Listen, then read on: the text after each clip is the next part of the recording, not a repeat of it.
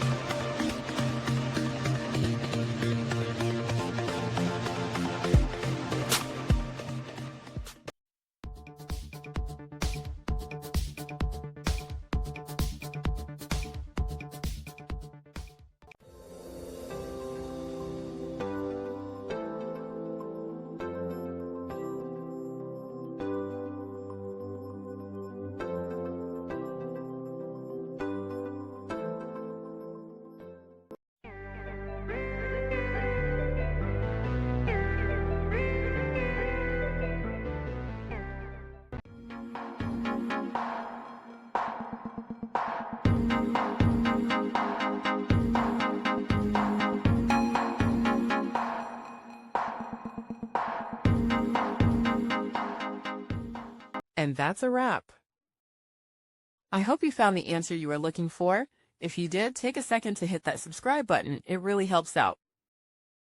And let me know in the comments which solution worked best for you. See you next time in the Debug Zone.